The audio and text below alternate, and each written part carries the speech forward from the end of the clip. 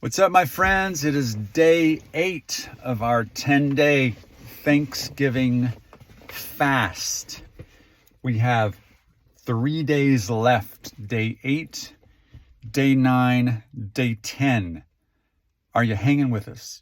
Are you sticking to it? Are you being faithful to what the Lord has called you into? Are you seeking His face? Are you Are you seeing Him in this? In times of hunger and self-denial and weakness, is God meeting you? I pray He is. I bet He is. I'm believing that He is. He has for me. He has been meeting me. There's been a grace upon this time of fasting.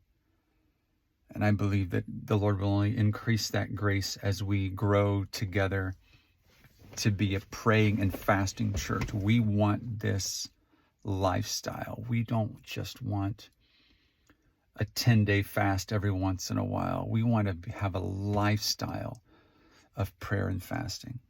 I want to be a people who just are willing to go to the depths with the Lord and allow Him to do things in us and through us.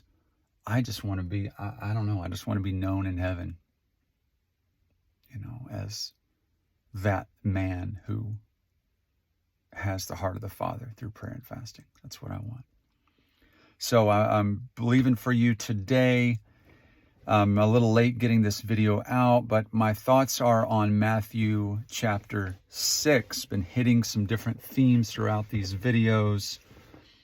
A week ago, looking at the bridegroom fast and looking at some other Jesus' time in the wilderness, His own time of fasting, what that means, His own temptation, His own trial.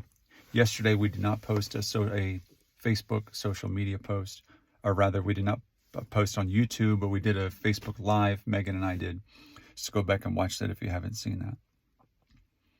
Matthew 6 is all about how not to fast. Jesus is teaching the Sermon on the Mount, unpacking the values and the experiences of what life is like in the kingdom. And He's giving some very practical examples of how do we live out the spiritual life? How do we be kingdom people? And He's giving examples of that. He's telling us what to do. Honestly, He's also telling us what not to do. And He uses some pretty heavy language in Matthew 5 and 6. For example, He says this: when you pray, this is in Matthew 6:5, verse 5. When you pray, do not be like the hypocrites, for they love to pray standing in the synagogues and on the street corners to be seen by others. Now, He's not naming names, but His listeners know who and what He's talking about. They know about these religious ones like the Pharisees who are super spiritual on the outside. And Jesus calls them out on it. I don't know if anybody's called them out like Jesus has, but He does. He has some tough words to say for these ones. He calls them broods of vipers. He calls them whitewashed tombs. He just says all kinds of really, really incredible things about them. He says, when you pray, don't be like these guys. These guys are all about the show, very little about the substance. When they pray, they find the most public place they can, praying out loud so that everybody sees them and everybody is impressed by them. He says, when you pray, don't be that way. Go somewhere away. Go in private. Go in a closet. Find a hidden corner just so it's just you and the Father.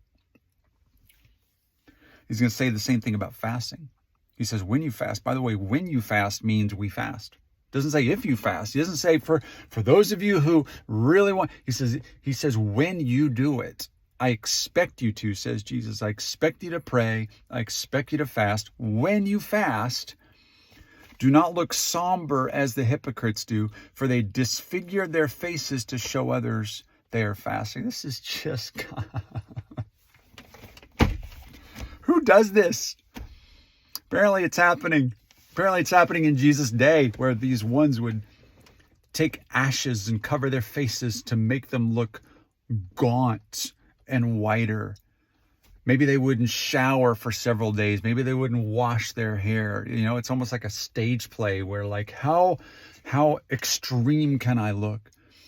And they would do this just for the purpose of like, you know, trying to show their own spirituality to the people around them. Maybe they're trying to prove their own spirituality to God. God, look how serious I am. Look at me. I've not had a thing to eat. My face is shrunken in and my skin is all dried out. My hair is unkempt.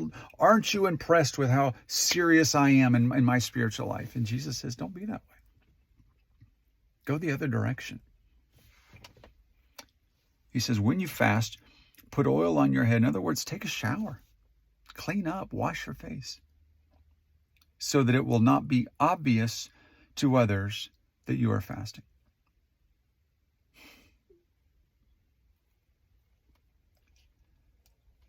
That doesn't mean that we hide everything we're doing. We don't lie about it, you know. But we don't draw attention to it either. At every turn, you know, it's like at every turn, somebody, you know, in every conversation, you don't have to say, oh, I'm fasting today. Oh, during my time of fasting, during my time of prayer, at every turn, we're not drawing attention. It's not about us. It's not about us at all. Jesus says, don't make this about you. Don't make this into a manipulative thing. And it's easy for fasting to become a method of manipulation instead of means of meeting God. And that's exactly what's happening here. It became a method of manipulate. We're trying to manipulate others, trying to manipulate God himself. We're trying to just prove to him, prove to himself, even prove to ourselves how spiritual, how serious. God, I'm so serious. You got to be impressed with me because I'm so serious. Look at this. I'm starving myself. Please pay attention to me. Look at me. Look how spiritual I am. I'm just depriving myself of all of this. And that's manipulative. Jesus says, don't be that way. It's not a method of manipulation. It's a means of meeting me. It's a means of grace. It's just putting yourself in a place where it's just you and I. You know, father and son, father and daughter. And if fasting is anything else rather than just meeting him, then we're not really fasting. We're just starving ourselves. And we just need to eat a sandwich and go home. You know, time out. That doesn't mean that, you know, that we don't fast for purposes. Those purposes can be, you know, I need breakthrough in this area of life. That's fine. That's biblical. I need wisdom for this decision. That's fine. That's biblical.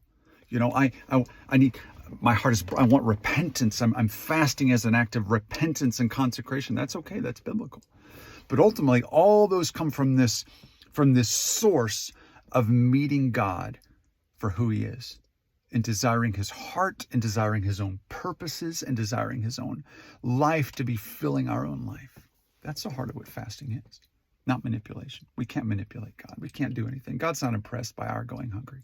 He's not. He doesn't look down at us and say, oh man, that Brad sure is serious. Look at that. He's not had food today. He's not had food in a week.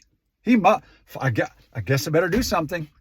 I guess I better do something before he dies of starvation. God doesn't say that. God's not impressed by that. We don't do it to impress him. What he's impressed by is our own brokenness before him, our own weakness before him. We say, God, I willingly will become weak so that I can draw upon your heart. I'll willingly say no to things just so I can have more of you and say more and say yes to you more. That's what gets his attention. We want his attention. We don't want the attention of others around us. So I'm praying for you this week. I'm praying for that we can just discover the joy of full surrender, the joy of voluntary weakness, the joy of just meeting him, even in our imperfection. You know, he's not counting calories. God's not counting calories. You know, he's looking at hearts, and he wants your heart, and I know he has your heart. So I'm praying for you. I'm praying that he'll have more of your heart this week than he's had before. God bless. Love you guys.